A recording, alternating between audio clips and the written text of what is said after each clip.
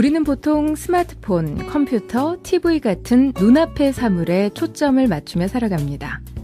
무언가를 멀리 보는 것보다는 가깝게 보는 것에 익숙해져 있죠. 또 바깥 활동보다는 실내에서 생활하는 게 더 익숙하고요. 그런데 이럴 때일수록 시선의 전환이 필요합니다. 사물보다는 풍경 위주로 시선을 바꾸는 게 좋은데요. 실내에 계속 있기보다는 잠깐씩 자주 밖에 나가서 먼 산이나 하늘을 바라보는 거죠. 어딘가를 멀리 바라보는 것만으로도 눈 근육을 쉬게 하는 효과가 있다고 하니까요. 5분 동안 먼 곳 바라보기 하루 한 번씩은 꼭 실천해 보시기 바랍니다. 2014년 7월 19일 토요일 EBS 오디오북 시작합니다.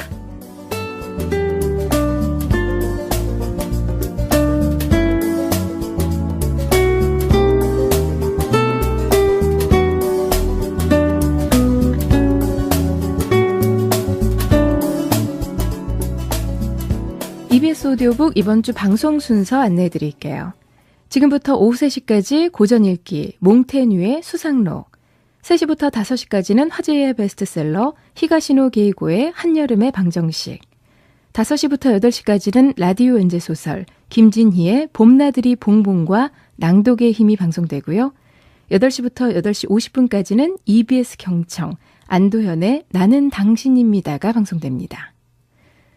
이번 주 고전 읽기에서는 몽테뉴의 수상록을 읽어드렸습니다. 16세기 르네상스 시대를 대표하는 프랑스의 사상가이자 문학가인 몽테뉴는 자기 자신을 성찰하기 위해서 근 20년 동안 글을 써왔는데요. 수상록은 그 사색의 시간을 통해 얻은 글들을 모아서 엮은 책입니다. 수상록의 프랑스어 원제인 에세는 시도라는 뜻을 지니고 있는데요. 자기 자신을 제대로 파악하기 위해 노력한 시도들이 담겨 있다는 의미 있는 제목입니다. 수필문학의 고전으로 불리는 몽테뉴의 수상록 함께 들어보시죠.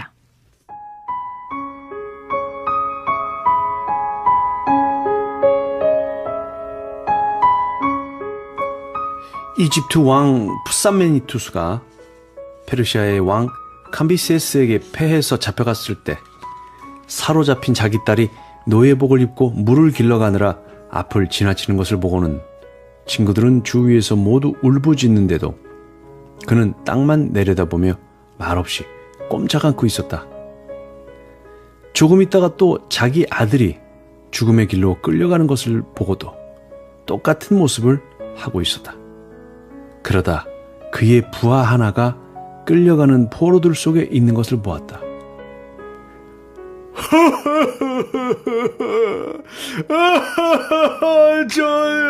내 부하 불쌍하다. 이와 비슷한 이야기로 최근에 프랑스 태공 한 사람이 트리엔트에 있을 때 자기 맏형이 죽었다는 소식을 들었다. 그리고 얼마 뒤에 그는 둘째로 희망을 두던 동생의 부고를 듣고 굳은 마음으로 버티며 견뎌냈는데 며칠 뒤에 하인 하나가 죽자 이 마지막 병고에는 마음을 억제하지 못하고 슬퍼하며 안타까워했다. 이를 보고 어떤 사람은 말했다. 그는 마지막 충격에만 마음이 움직인 거야. 그러나 사실인즉 그는 슬픔이 차서 넘치게 된 형편에 있다가 그 위에 일이 더 덮쳐옴으로써 그의 참을성의 한계가 무너졌던 것이다. 우리 이야기도 다음 말을 첨가하지 않아도 똑같이 판단된다. 캄비세스가 푸산메니투스를 보고 물었다. 어째서 아들딸의 불행에는 마음이 격하지 않고 있다가 부하의 불행은 참아내지 못했느냐? 이 마지막 불행은 눈물로 마음속이 표현되지만 처음의 두 사건은 마음속을 표현할 한계를 넘은 것이요. 아마도 저 고대 화가의 책상도 이런 경우와 일치할 것이다. 그는 이피게니아가 희생되는 장면에 참석한 인물들의 슬퍼하는 표정을 각자 이 죄 없는 예쁜 소녀의 죽음에 대해서 갖는 관심의 정도에 따라 예술의 극치를 다하여 그린 다음에 이 소녀의 부친에 이르러서는 마치 어떠한 표정으로도 슬픔을 표현할 수 없는 것 같이 그 얼굴을 덮어서 그려놨다. 바로 이런 까닭에 시인들은 저 가련한 어미 니오베가 아들 7을 먼저 잃고 나서 연달아 같은 수의 딸을 잃었을 때에 이 가혹한 일을 당하고는 그만 돌로 변하고 만 것을 보여주고 있다. 그 여인은 슬픔에 젖어 돌이 되었다. 오비디우스. 이는 어떤 참변이 사람이 참아낼 수 있는 한계를 넘어 충격적일 때 우리가 겪는 저 멍청하니 말문이 막히고 귀가 멍하도록 넋을 잃은 심정을 묘사하는 것이다. 비참한 일을 참는 것이 극도에 달하면 사람의 정신 전체를 뒤집어 엎고 그 행동의 자유를 잃게 할 것이다. 그것은 우리가 대단히 언짢은 소식을 듣고 놀랐을 때 몸이 얽매여 얼어붙듯하며 모든 동작이 오그라져 붙었다가 눈물과 통곡으로 토해내면 서름이 한꺼번에 쏟아져 나와 얽매였던 마음도 풀리고 몸도 편해지는 시기다. 마침내 고통은 간신히 울음에 길을 터준다. 베르길리우스. 페르디난드 왕이 부다시 주위에서 헝가리 왕 요한네스 미망인과 싸울 때 일이다. 그는 독일 장수 라이샤크가 어느 기사의 시체를 가져오는 것을 보았다. 그 기사가 이 전투에서 지극히 용감하게 싸우는 것을 봤기 때문에 그는 상심하며 그의 죽음을 슬퍼했다. 그런데 이 장군이 사람들과 함께 그가 누구인지 알아보고 싶은 마음에서 갑옷과 투구를 벗겨보았더니 바로 자기 아들이었다.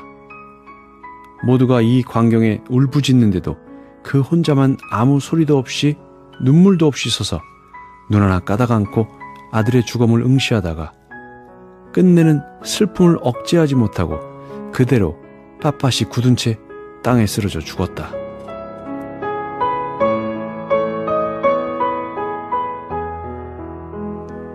저 로마의 여인이 칸네의 전투에서 살아 돌아오는 아들을 보고 너무나 기쁜 나머지 격해 죽은 일이나 너무 좋아서 숨을 거둔 소포클레스와 폭군 디오니시우스, 그리고 로마 상원이 자기를 표창했다는 소식을 듣고 코르시카에서 죽은 탈바의 이야기는 제쳐놓고라도 지금 이 시대에도 교황 레오 1세가 그렇게 소원하던 밀라노 함락의 보고를 듣고는 기뻐 날뛰다 죽은 예를 알고 있다.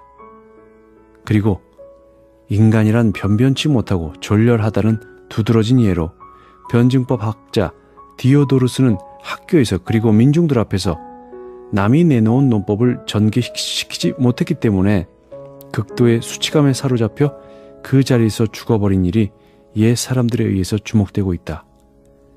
나는 이런 맹렬한 격정에 사로잡히는 일이 드물다. 나는 천성적으로 감수성이 둔하다. 그리고 날마다 생각으로 거적을 씌워 감수성을 무디게 만들고 있다.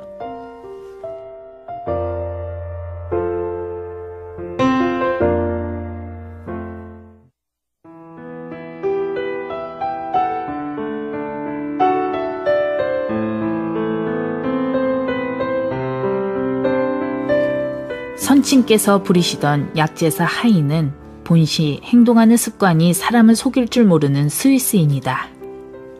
오래전에 한 툴루즈 장사꾼을 알고 지냈습니다.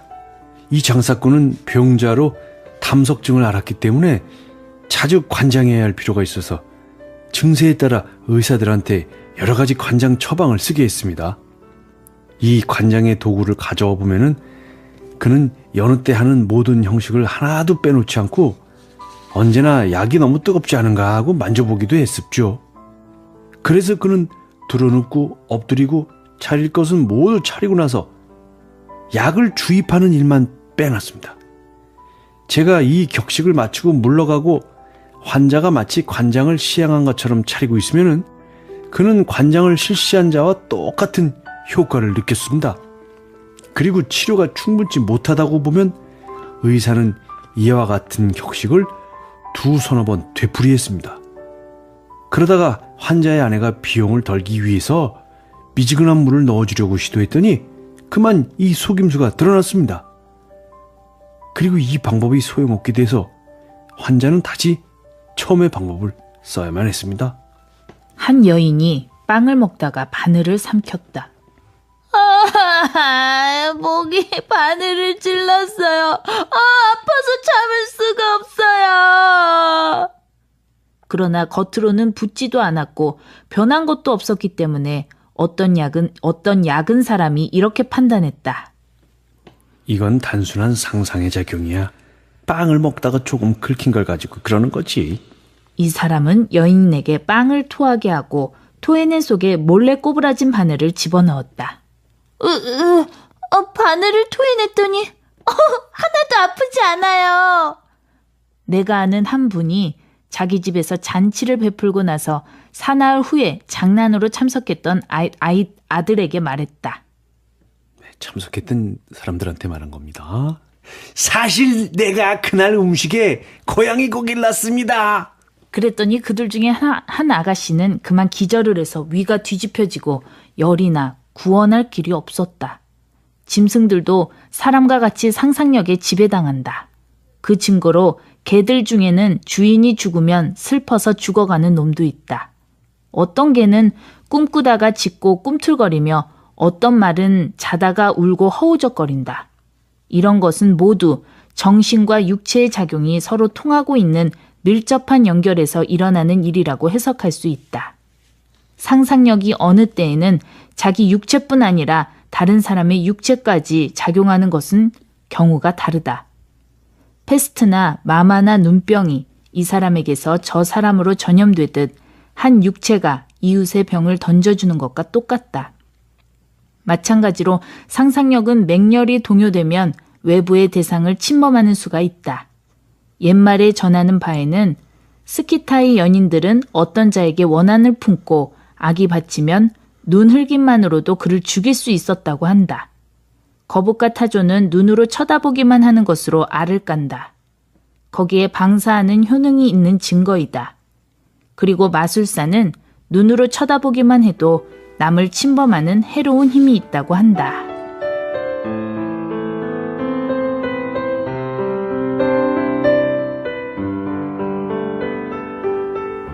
동물들 중에도 이와 같은 일이 있다. 그 증거로 야곱의 양들이 그렇고 메추리, 토끼 따위는 산에 눈이 오면 색이 희어진다.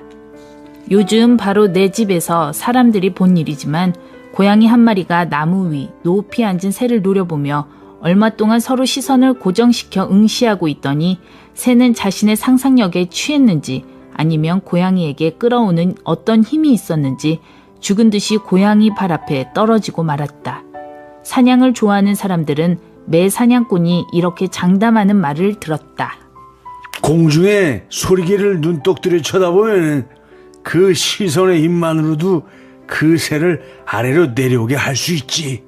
나는 여기 빌려온 이야기의 진위 여부를 그것을 따온 사람들 저마다의 양심에 맡겨둔다. 그것에 관한 고찰은 내가 한다. 이성으로 따져보는 것이지 경험에서 얻은 것은 아니다. 아무라도 자기 신뢰를 내놓을 수 있다. 이런 신뢰가 없는 분들에게 이 사건들이 너무 잡다하게 많은 것으로 보아 그런 일이 있었다고 믿지 말아달라는 말은 아니다. 내가 주석을 잘하지 못하는 것이라면 누구든지 내 대신 주석을 잘해주길 바란다.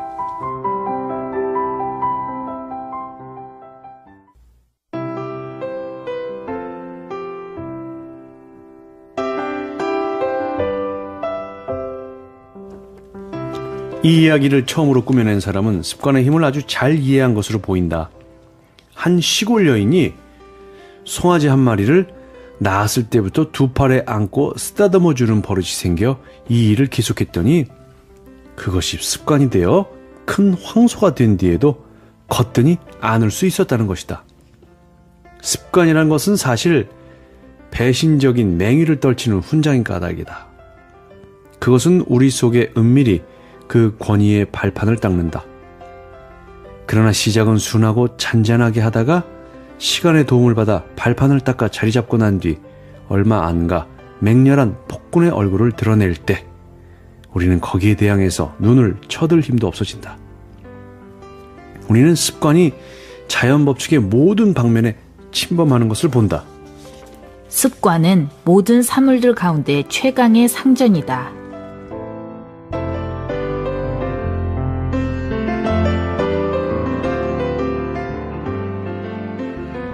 플라톤이 한 아이가 도토리를 가지고 놀고 있는 것을 보았다. 도토리를 가지고 놀지 말아라. 대단찮은 일로 책망하시네요. 습관은 대단찮은 일이 아니다. 우리의 가장 중요한 훈육은 유모의 손에 달렸다고 본다. 어린애가 암탉의 목을 비틀고 개나 고양이에게 상처를 주며 날뛰는 꼴을 보는 것이 어머니들의 소일거리가 되고, 어떤 아버지는 바보처럼 아들이 자기 몸을 방어할 줄 모르는 농민이나 하인을 정당하지 못하게 때리고 있는 것을 보고는 이렇게 생각한다. 기사정신을 가졌기 때문이야. 배신과 속임수로 자기 동물을 농락하는 것을 보면 이렇게 강조한다. 재롱을 피우는 것. 그러나 이런 일은 잔인과 폐악과 배반의 씨앗이며 뿌리이다. 이런 것이 싹이 트고 떳떳이 커가서 습관의 손에서 힘차게 득세한다. 이러한 비열한 경향을 아이의 나이가 어리고 경솔한 탓으로 돌리며 변명해 주는 일은 매우 위험한 교육 방법이다. 첫째, 이것은 천성이 하는 말이니 이때 그 천성은 더 역한 만큼 그 소리는 더 순수하고 강력하다. 둘째로, 속임수의 더러움은 금화와 푼돈가의 차이에 달려있는 것이 아니고 그 자체에 있다. 그들은 이렇게 말한다. 푼돈을 다룰 때만 그렇지 금화를 다룰 때는 결코 그렇지 않아. 그러나 나는 푼돈으로 속일 바에야 어째서 금화로는 못 속여? 라고 결론 짓는 편이 더 옳다고 본다. 어린애들에게는 조심해서 그 꾸민 자체를 미워하도록 가르쳐 주어야 할 일이다. 또 그들이 단지 행동에서뿐 아니라 특히 마음에서 이 악덕을 피하도록 본래의 나쁜 점을 가르쳐 주어야 하며, 악덕이 어떤 가난을 뒤집어 쓰고 있어도 그런 생각마저 징그럽게 보여주어야 한다. 나는 어릴 적부터 항상 크고 평탄한 길을 걷도록 지도받았고, 또 어린애 장난에라도 속임수나 야바이 따위를 섞을 때에는 분노를 느껴왔기 때문에 아무리 가벼운 심심풀이라도 속이는 일에는 마음속에서부터 극도의 혐오를 느꼈다.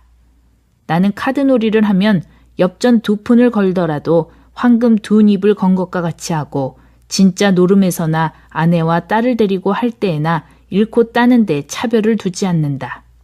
어느 경우에라도 나는 모든 일에 충분히 눈으로 내 처신을 살피며 내 눈보다 더 가까이서 나를 감시하는 것이 없고 내 눈보다 내가 더 존경하는 것이 없었다. 나는 요즘 집에서 낭트 출신의 팔이 없고 키가 작은 사람을 보았다. 그는 발을 어찌나 잘 놀리는지 손으로 할 것을 모두 발로 하며 발 본연의 용도는 반은 잊어버리고 있었다. 그뿐더러 자기 발을 손이라고 부르며 발로 깎고 권총에 탄알을 재어서 쏘며 바늘에 실을 꿰고 바느질을 하며 글을 쓰고 모자를 벗고 머리를 빗으며 카드놀이를 하고 주사위를 던지며 다른 어느 누가 하는 것만큼 재주 있게 잘 흔든다. 내가 그에게 준 돈을 우리가 손으로 하는 것처럼 발로 집어갔다. 나는 어릴 적에 또 한 사람을 보았는데 그는 2 손으로는 칼 하나를 갖고 재주를 부리고 남은 손이 없으니 턱 밑에 주름으로 삼지창을 집어 그것을 공중에 치올렸다가 다시 받고 단도를 던지고 프랑스의 여느 마부보다도 채찍질을 더 잘하는 것을 보았다. 습관에 잘 저항하지 못하는 우리의 마음에 그것이 주는 이상한 영향으로 인해 습관의 효과를 더 잘 알아볼 수 있다. 습관이 우리의 판단력과 신념에까지도 무슨 일이든 못할 것인가.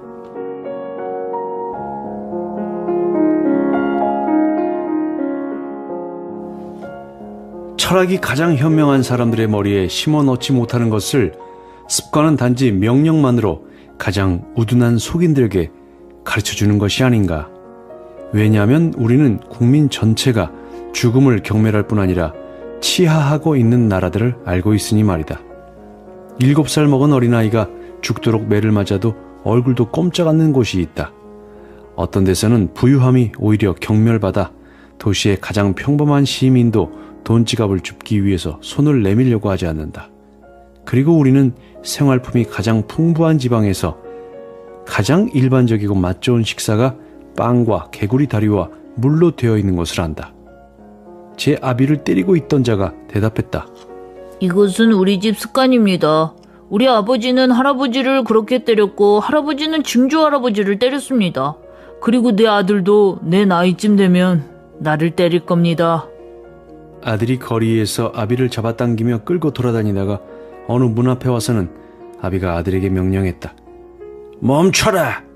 나도 아버지를 여기까지밖에는 끌고 오지 않았다.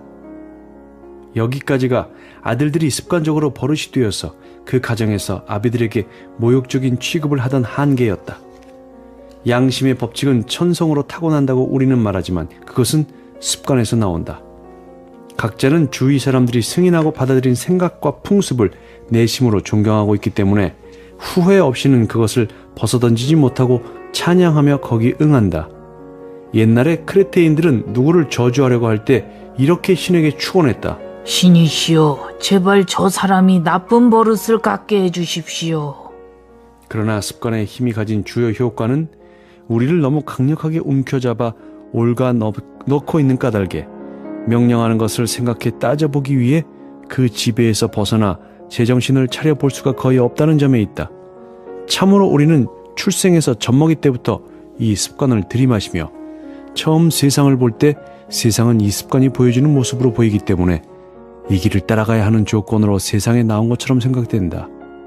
그리고 우리 주위의 사람들에게 신뢰받고 조상들에게 씨를 받아서 우리 마음에 주입되어 있는 공통의 사상은 그것이 보편적이며 자연스러운 사상인 것 같이 보인다. 그래서 사람들은 습관의 테두리에서 벗어나 있는 것을 이성의 테두리 밖으로 벗어난 일이라고 믿게 된다. 대개의 경우 이것은 정말 얼마나 이치에 벗어나는 일인가.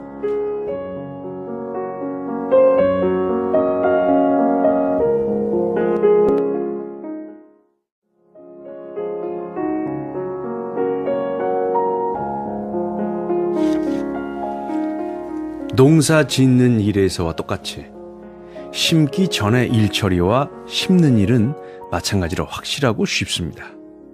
그러나 심은 것이 생명을 가지고 나오면 그것을 가꾸기에는 가지각색의 방법과 어려움이 있습니다. 그와 같이 사람에 있어서도 심는 데는 그리 기교가 안 들지만 출생한 다음에는 여러 가지 조심성이 필요하며 기르고 가르치기에 숱한 일거리와 근심이 있습니다. 나이가 어릴 때는 그들의 경향이 너무 연약해서 잘 드러나 보이지 않고 그 싹이 너무나 불확실하게 나타나기 때문에 거기에 확실한 판단을 내리기가 힘듭니다. 키몬이나 데미스토클레스나 다른 여러 인물들을 보십시오. 그들은 얼마나 기질이 고르지 못한가요? 곰이나 개의 새끼들은 자연 그대로의 영향을 보입니다. 그러나 사람은 즉시 습관, 세론, 법률 등에 잡혀서 쉽사리 달라지며 변모합니다. 하지만 타고난 성향을 고치기는 너무 어려운 일입니다. 그래서 자기 길을 잘 잡지 못한 탓으로 사람들은 늘 헛수고를 하며 오랜 세월을 낭비하여 어린애들이 기반을 닦을 수 없는 일에 쓸데없이 훈련시키는 일이 일어납니다. 그런 어려움에 대해서 제 견해로는 어린애들을 항상 가장 좋고 유익한 일로 지도하며 우리가 어릴 적에 아이들 동작을 보고 경솔하게 짐작하고 예측하는 바를 적용해서는 안 된다는 것입니다. 플라톤도 그의 국가론에서 이런 데 너무 권위를 주는 것 같이 보입니다. 부인, 학문이라는 것은 훌륭한 장식이며 특히 부인께서 맡게 되신 그런 위대한 운명으로 길러내시게 될 인물에게는 경이로운 일을 성취하는 도구가 됩니다. 사실 천하고 비굴한 인간에게는 학문이 참된 결과를 내지 못합니다.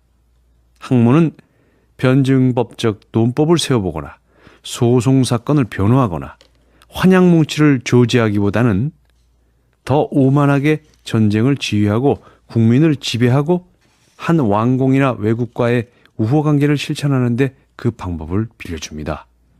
내면적으로 자신을 풍부히 장식하기 위해서 학문을 하는 경우에는 그를 위해서 지도자를 택할 때 머리가 가득 찬 사람보다는 지혜로운 사람을 조심히 택해야 할 것이며 이 두 가지를 모두 요구할 것이로되 거기에 학문보다는 습관과 이해력을 가지고 새로운 방법으로 자기 직책을 수행하게 해야 할 것입니다. 우리 선생님들은 마치 깔때기에 물을 부어 넣듯이 줄곧 우리 귀에 대고 소리칩니다. 그리고 선생의 직책이란 사람이 말한 바를 되풀이하는 것밖에 없습니다. 나는 선생이 이 방법을 고쳐서 처음부터 그가 다루고 있는 아이의 능력에 따라 사물들을 음미해보고 아이가 사물들을 택하고 식별해 보게 하여 그 자질을 시험하게 하는 것으로 시작해서 어느 때는 그의 길을 열어주고 어느 때는 자기가 길을 열어가게 하기를 바랍니다. 나는 선생이 혼자서 생각하고 말하기를 원치 않습니다. 나는 제자가 제 차례가 되어 말하는 것도 선생이 들어주길 바랍니다. 소크라테스와 아르케실라스는 먼저 제자들에게 말을 시키고 그 다음에 자기들이 말했습니다. 제자의 수준을 판단하고 그의 힘에 맞추기 위해서 자기의 자세를 어느 정도 낮춰야 할까를 판단하려면 먼저 자기 앞에 그를 걸어보게 하는 것이 좋습니다. 이러한 조정이 없기 때문에 모든 것이 잘못됩니다. 이 조정의 비율을 찾아서 정도에 맞게 지도할 줄 아는 것이 제가 알기로는 가장 힘든 일입니다. 그리고 어린아이의 유치한 자세로 자기를 굽혀서 지도할 줄 아는 것은 고매하고도 극히 강력한 신명이라야 성취할 수 있는 일입니다. 어린애는 부모의 무릎 위에서 키워서는 안 된다는 것은 누구나 다 인정하는 견해입니다. 타고난 애정 때문에 가장 현명한 부모라도 아이 앞에 마음이 감동되며 약해집니다. 그들은 마땅히 해야 할 일이지만 어린애의 잘못도 징계하지 못하고 거칠고 위험하게 아이를 훈육하는 것을 그냥 보고 있을 수 없습니다. 아이에게는 자기와 싸울 가치가 있는 적을 보았을 때에만 토의나 논쟁을 하도록 할 것이며 그때도 자기가 쓸 수 있는 모든 솜씨를 다 드러내는 것이 아니고 사용에 가장 유리한 재주만을 쓰게 할 일입니다. 그로 하여금 능고의 취사 선택에 예민하며 적절한 것, 따라서 간명한 것을 즐기게 할 일입니다. 무엇보다도 그는 진리 앞에서는 그것이 적수의 손에 밝혀졌건 자기가 생각을 돌려서 깨달았건 알아보는 대로 즉시 그 앞에 항복하고 무기를 버리도록 가르칠 일입니다. 진리 앞에서 말이죠. 우리 인생은 장대한 올림픽 대회의 큰 모임과 비슷하다고 피타고라스는 늘 말했습니다. 어떤 자들은 경기의 영광을 얻으려고 거기서 신체를 단련합니다. 또 어떤 자들은 돈을 벌기 위해 참가합니다. 그 중에는 여러 사물들이 각기 어째서 그렇게 되어지는가를 관찰하며 다른 인간들의 생활을 객관적으로 비판하며 그것으로 자기 인생을 조절하는 것밖에 다른 소득을 찾지 않는 이들도 있습니다. 철학의 가장 유익한 교훈은 바로 이런 예에 맞추어 조화해 갈 수 있을 것입니다. 아이에게 말씀해 주십시오. 그의 소원으로 허용된 것은 무엇인가? 그렇게 벌기 힘든 금전은 어디에 쓸 것이며 어느 정도로 사람은 조국과 동포들에게 헌신해야 하며 신께서 그대에게 주길 원하는 천직은 무엇이며 신이 이 사회에서 그대에게 지정한 역할은 무엇이며 우리는 무엇인가 또 무엇 때문에 태어났는가? 페르시우스. 안다는 것과 모른다는 것은 무엇이며 공부의 목적은 무엇이며 용기, 절도, 정의는 무엇이며 대망과 탐욕, 노예와 신화, 방자함과 자유 사이에는 무슨 차이가 있는가? 진실하고 경고한 민족은 어떻게 할 수 있는가? 죽음과 고통의 수치는 어느 정도까지 두려워해야 하는가 등을 말해 주어야 합니다.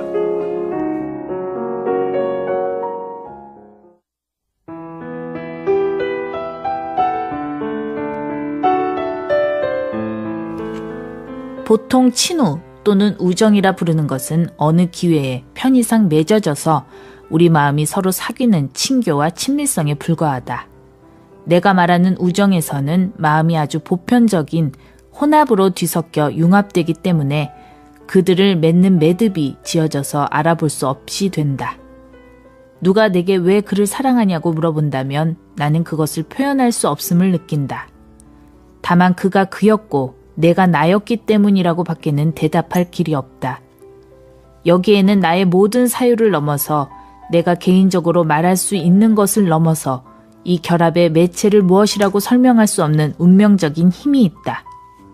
우리는 서로 사람됨을 풍문으로 듣고 있었던 인연으로서 그것은 풍문으로 들었다는 이유가 지니는 것보다 더한 힘이 우리 마음에 작용함으로써 아마도 하느님이 정해주신 바에 의해서 만나기 전부터 서로 찾고 있었다는 것을 나는 믿고 있다. 우리들은 이름으로 서로 포옹하고 있었다.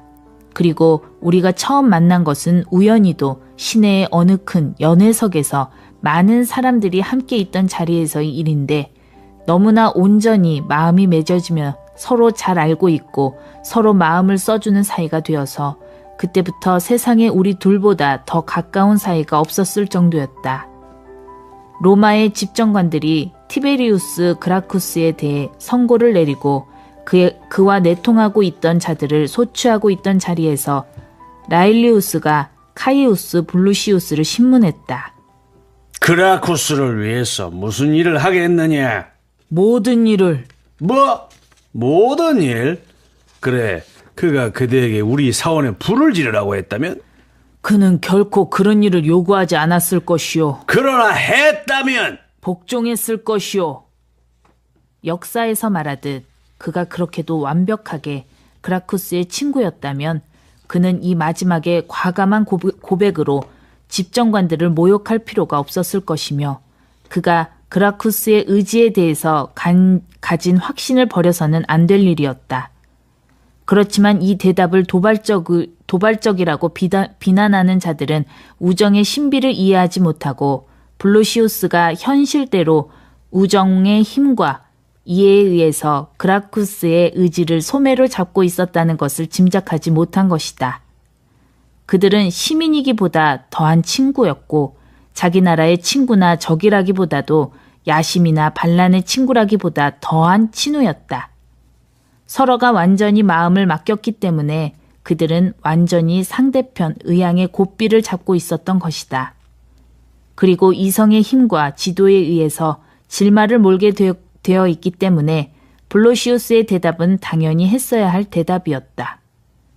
만일 그들의 행동이 서로 어긋났던들 그들은 내가 말하는 척도에 의한 친우가 아니었으며 그들 자신에게도 친구가 아니었을 것이다.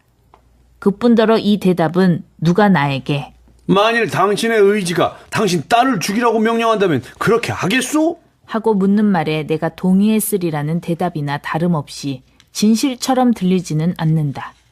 왜냐하면 나는 내 의지에 대해서 그리고 친우의 의지에 대해서 똑같이 의심을 품을 여지가 없는 까닭에 이것은 조금도 그런 행동을 하는데 동의한다는 증명이 되지 않기 때문이다.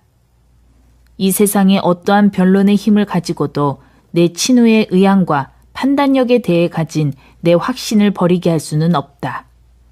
그의 행동이 어떠한 모양으로 보여도 그 동기를 알아보지 못할 것도 없다. 우리의 심령은 너무나 하나로 뭉쳐있고 너무나 열렬한 애정으로 각자의 오장육부까지 서로 드러내 놓은 똑같은 애정으로 서로 살펴주고 있기 때문에 나는 그의 마음을 내 것 같이 알고 있을 뿐 아니라 내 일에 나를 믿기보다는 확실히 그를 더 기꺼이 믿어주었을 것이다. 내가 말하는 우정에는 만일 한 편이 다른 편에게 무엇을 주는 수가 있다면 그것을 받아주는 일은 은혜가 되고 그의 동무에게 감사의 마음을 지울 것이다. 왜냐하면 각자가 무엇보다도 상대편에게 더 좋은 일을 해주고 싶어하는 터이니 그런 재료와 기회를 대어주는 자가 자기 친우에게 그가 가장 바라는 일을 대신해주며 그에게 만족을 주는 너그럽고 후덕한 일을 한 것이 된다. 철학자 디오게네스는 돈이 떨어졌을 때 친구들에게 달라고 하지 않고 이렇게 말했다. 돈을 돌려달라. 그리고 이런 일이 실행되는 실상을 보여주려고 나는 여기 옛날에 기특한 예를 하나 들어보겠다. 코린트인 에우다미다스에게 시키온인 카리크세노스와 코린트인 아레테우스라는 두 친우가 있었다. 자기는 가난한 처지로 죽어가고 그의 친우들은 부유하니 그는 이렇게 그의 유언을 작성하였다. 나는 아레테우스에게 내 모친을 봉양하고 그 노후를 보살펴줄 일을 상속한다. 카리크세노스에게는 내 딸을 결혼시키고 그의 힘 닿는 한 치참금을 줄 것을 상속한다. 그리고 그 중에 하나가 죽게 될 때에는 살아남은 자에게 이 권리를 대행시킨다. 이 유서를 본 자들은 이를 비웃었다. 그러나 그 피상속자들은 그 말을 듣고 만족을 느끼며 수락했다. 그러다가 그 중에 하나, 카리크세노스가 닷새 뒤에 죽자 그것을 대행하는 권리가 아레테우스에게 돌아가니 그는 이 모친을 잘 보살펴 봉양하고 자기 재산으로 가졌던 5탈렌트 중에서 2탈렌트 반은 자기 외딸에게 주고 나머지 2탈렌트 반은 에우다시다스의 딸에게 주며 같은 날 결혼식을 올리게 하였다.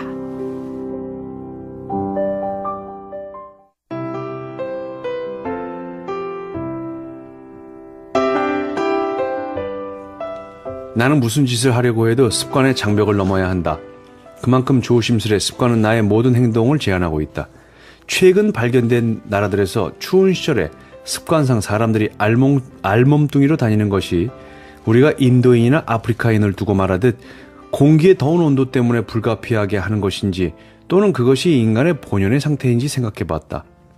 성경 말씀에 의하면 하늘 아래 있는 모든 것이 동일한 법의 지배를 받고 있는 이상 이해력 있는 사람은 이러한 법들을 고려해서 거기 본연의 법과 인위의 법을 식별해내며 아무것도 꾸며낸 것이 있을 수 없는 이 세상의 보편적인 질서에 의거하는 습관으로 되어 있다.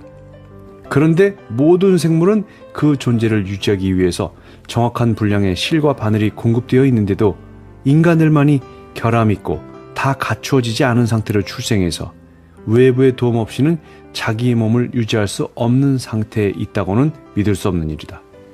그래서 나는 식물들이나 살아있는 모든 것은 더위나 추위 같은 계절의 침해에 대한 대비를 위해서 자연적으로 충분한 피복을 갖추고 있는 것으로 생각한다. 이런 이유에서 거의 모든 존재들은 피부, 머리털, 조개 껍데기, 외골격 또는 나무 껍질 등으로 덮여 있다. 루크레티우스. 우리도 역시 그러하다. 그러나 인공적인 빛을 지우는 자들과 같이 우리는 빌려온 방법을 가지고 우리가 타고난 방법을 지워버린 것이다. 의복에 관해서 아무것도 아는 것이 없는 국민들 중에는 우리와 같은 기후의 환경 속에 살고 있는 국민들도 있다. 그리고 우리 신체의 가장 연약한 부분은 눈, 입, 코, 귀 등 우리가 늘 내놓고 다니는 부분이다.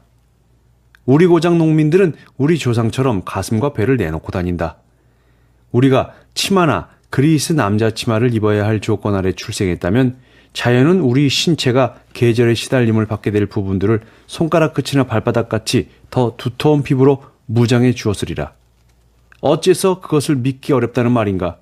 내가 옷을 입는 방식과 내 고장 농민의 방식 사이에는 농민의 방식과 자기 피부만 입고 있는 인간들 사이보다 더 큰 차이가 있는 것을 나는 본다. 하고 많은 사람들이, 특히 터키에서는 신앙심으로 벌거벗고 다니지 않는가? 겨울에 셔츠바람으로 다니는 거지가 귀까지 수달피 가죽으로 싸고 다니는 자만큼이나 유쾌하게 지내는 것을 보고 어떤 사람이 물어봤다. 어떻게 추위를 참아내느냐? 한데 나으리 어떠시오? 나리도 얼굴은 벗었지요? 나는 전체가 얼굴이요. 마시니아 왕은 노령에 이르기까지 춥거나 바람이 불거나 비가 오거나 머리를 덮고 다니지 않았다. 세베루스 황제도 그러했다.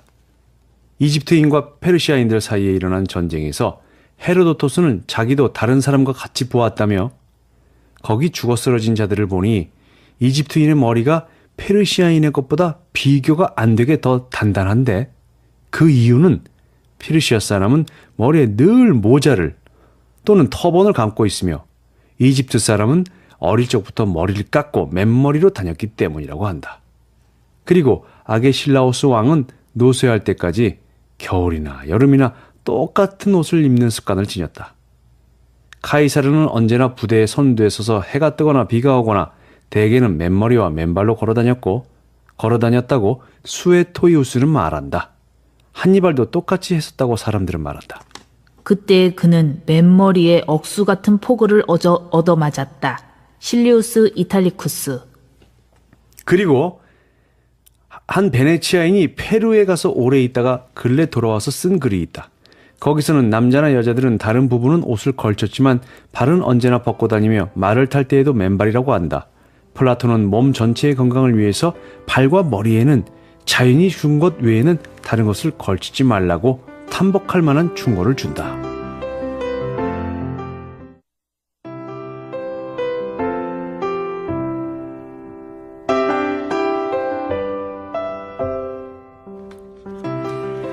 인간들의 평가를 두고 하는 말이지만 우리들 말고는 어느 사물이건 그 자체의 소질만으로밖에 평가되지 않는다는 것은 이상한 일이다.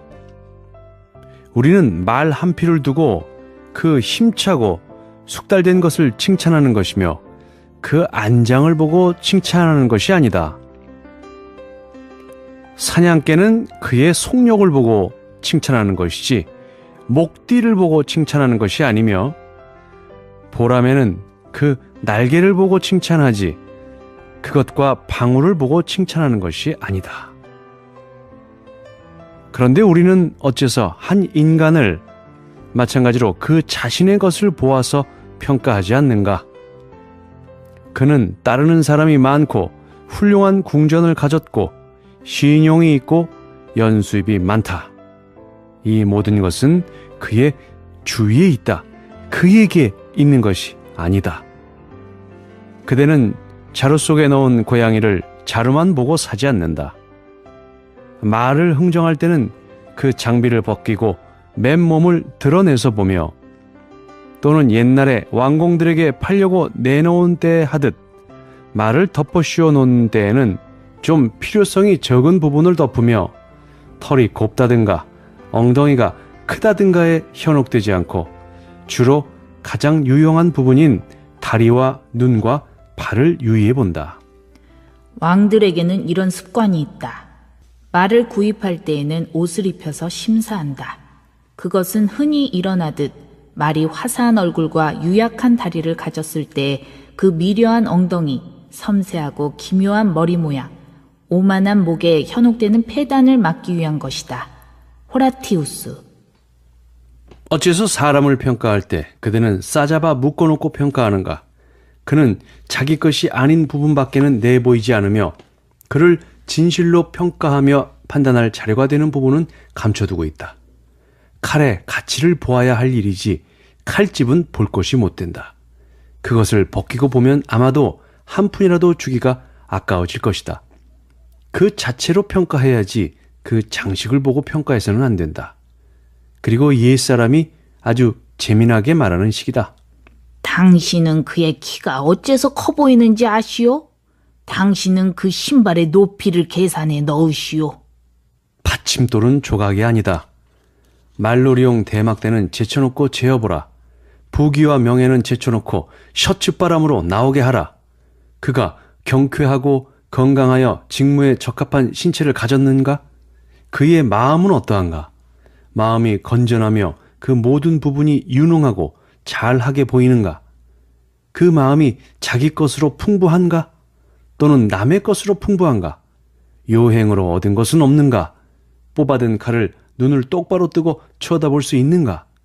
입으로건 목으로건 어디로 생명이 달아나도 꼼짝도 않는지 마음이 침착하고 공평하고 만족하는지를 봐야 하는 것이며 이런 것으로 우리들 사이에 있는 극도로 많은 차이를 판단해야 한다.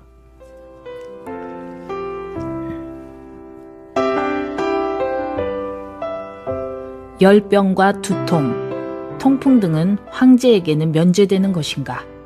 노령이 그의 어깨를 누를 때 그 호위대의 궁수는 그의 짐을 내려줄 것인가? 죽음의 공포가 그를 실신시킬 때 그의 방에서 시중드는 귀인들의 구원으로 그는 안심할 것인가?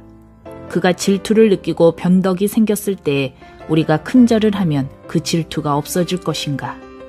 황금과 진주로 장식되어 부풀어 오른 관뚜껑은 심한 복통을 진정시킬 아무런 효험도 없다. 열병의 열이 수놓은 자줏빛 비단 이부자리에 누웠다고 평민의 방석에 누운 것보다 더 속히 내리지 않는다. 루크레티우스. 알렉산드로스 대왕의 아첨꾼들은 그가 주피터의 아들이라고 믿게 하려고 했다.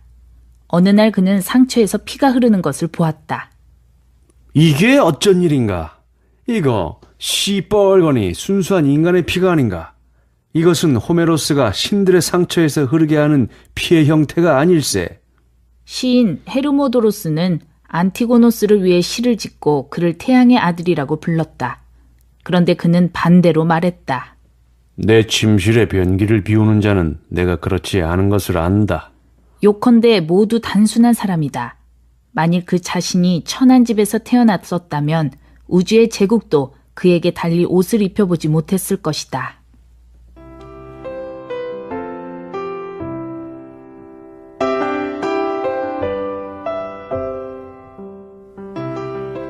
어느 날 신하들이 줄리아누스 황제를 칭송했다. 황제 폐하는 일처리를 공정하게 하십니다. 나는 언짢은 행동을 감히 비난하고 책망할 수 있는 자들에게서 이런 칭찬을 듣는다면 그것을 기꺼이 자랑 삼겠다.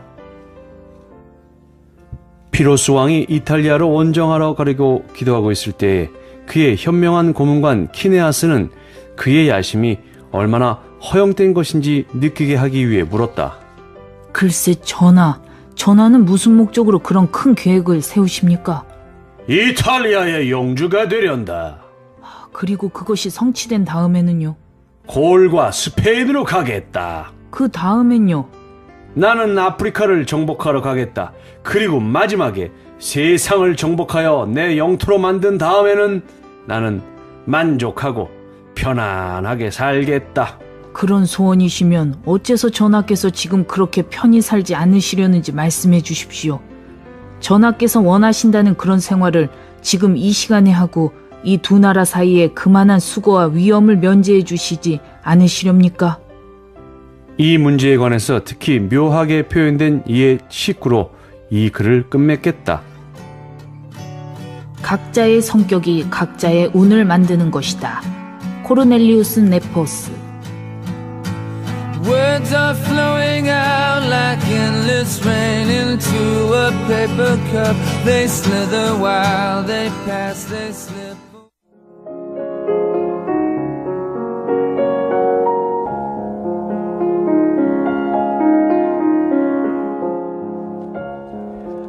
아무리 야채의 종류가 많다고 해도 그것은 모두 샐러드라는 이름 속에 포함된다. 마찬가지로 이름에 대한 고철에서 나는 여기에 갖가지 조항의 잡탕을 만들어 보련다. 모든 나라들은 어쩐 일인지 나쁜 의미로 쓰는 몇 가지 이름을 가지고 있다. 우리에게는 장, 기욤, 부노아 등이 그렇다. 왕들의 족보에는 운명적으로 문제를 일으키는 이름들이 있다. 이집트의 프톨레마이오스가 그렇고, 영국에서는 헨리가 그렇고, 프랑스에서는 샤를이 그렇고, 폴란드에서는 보두eng이 그렇고, 옛날 아키테네에서는 기욤이 그렇다. 이 이름에서 귀엔이라는 지명이 나왔다고 한다. 사실 플라톤에게도 똑같이 생생한 예는 아니라고 해도 흡사하게 일치되는 것이 있다. 다음 것은 변변찮은 일이지만 그 이야기가 귀계하고 또 직접 본 사람이 써놓은 것이니 기억해둘 가치가 있다. 즉 영국 왕 헨리 3세의 아들인 노르만디 공작 헨리는 프랑스에서 향연을 베풀었는데 거기에 모여든 귀빈들이 하도 많아서 시간을 보내려고 많은 이름들끼리 패를 지어 보았다. 제1단에는 기욤, 윌리엄 패였는데 지체가 낮은 귀족들과 하인들을 제하고도 기사로 이 이름을 가지고 식탁에 앉은 사람이 110명이나 되었다. 게타 황제가 음식 이름의 첫 글자를 모아서 식탁을 차리게 했던 식으로 식탁에 앉은 사람들에게 그 이름에 따라서 음식을 분배해 주는 것도 재미있다. 그는 M자로 시작하는 살코기, 양, 돼지고기, 대구, 돌고래식으로 차려냈다. 좋은 이름을 가지면 좋다는 말이 있다. 바로 신용과 명성을 얻는다는 것이다. 그뿐더러 사실 발음하기 쉽고 듣기 좋은 아름다운 이름을 갖는다는 것은 편리한 일이다. 왜냐하면 왕공들과 세력가들이 더 잘 기억해주고 쉽사리 잊어버리지도 않기 때문이다. 그리고 섬기는 자들까지도 이름이 바로 입에서 나오는 자들에게 더 자주 명령도 내리고 일도 시킨다. 내가 본 바에 의하면 앙리 2세는 가스코뉴 지방 출신인 한 귀족의 이름을 한 번도 정확하게 발음하지 못했다. 그리고 여왕의 한 시녀에게 이런 의견을 냈다. 너는 앞으로 너의 성을 버리고 우리 가문의 성을 붙여라. 왜냐하면 너의 부친의 성이 너무 괴팍하게 들리는구나. 소크라테스는 이렇게 생각했다. 어린애들에게 좋은 이름을 지어주는 것은 아비된 자로서 마음을 써야 할 일이다. 사람들 말에 의하면 포아티에의 노트르담 라 그랑드 대사원의 창설은 이곳에 살고 있던 한 방탕한 청년이 어떤 말괄량이 여자를 만난 데서 시작됐다고 한다. 당신의 이름이 뭐죠? 내 이름은 마리아예요. 마리아? 우리 구세주의 어머니 되시는 거룩하신 성녀와 같은 이름이군. 아, 갑자기 존경심과 신앙심이 솟아나. 저 말괄량이 여자를 쫓아버려야겠어. 그뿐 아니라 한평생을 속죄 생활로 보냈다. 그리고 이 기적을 기념해서 이 청년의 집이 있던 자리에 노트르담이라는 이름의 사원을 세우고 그것이 후에 우리가 지금 보는 교회당이 되었다는 것이다. 음성과 청각과 신앙심에 의한 개과천선이 바로 마음에 도달한 것이다. 또 하나 그와 같은 종류의 이야기인데 이것은 육체적 감각에 의해서 침투해 들어간 것이다. 피타고라스는 청년들과 한자리에 있을 때에 그들이 잔치로 흥분되어 정숙한 여인의 집을 침범하러 가려는 것을 느끼고 악사에게 명했다. 둔중하고 엄숙한 가락의 음악을 연주하라. 그래서 고요히 그들의 열기를 가라앉혀 진정시켰다.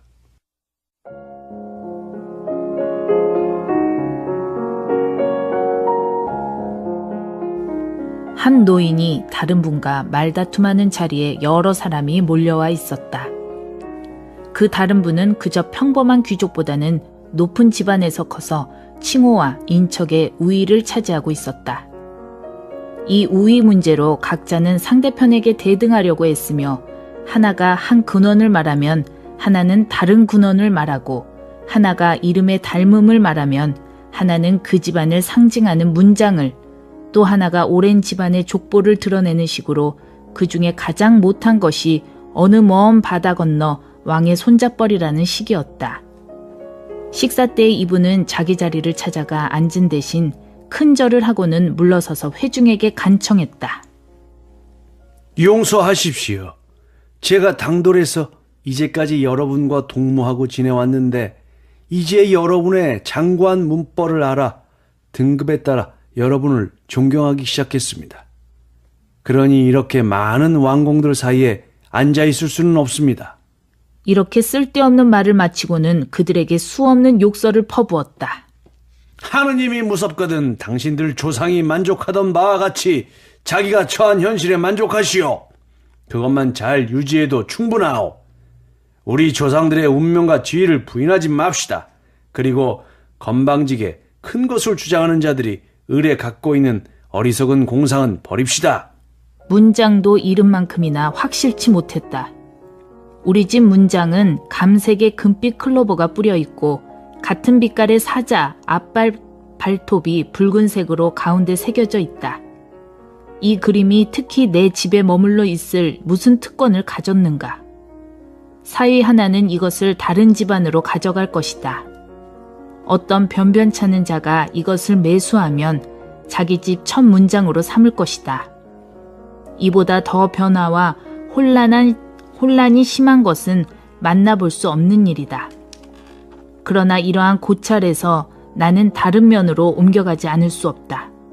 좀 더 가까이서 살펴보자.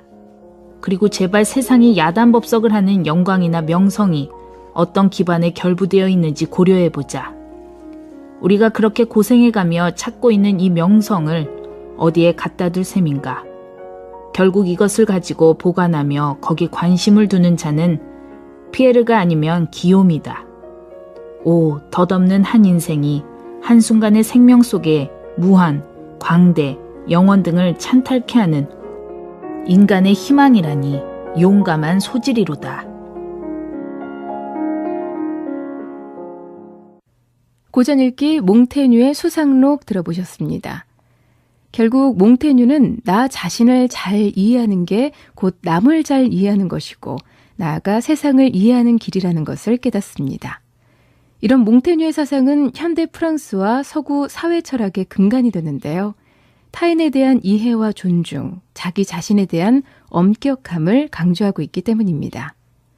몽테뉴의 삶과 사상이 담겨있는 책 수상록 들어보셨고요. 잠시 후에는 화제의 베스트셀러에서 방송된 히가시노 게이고의 소설 한여름의 방정식 함께 들어보시죠.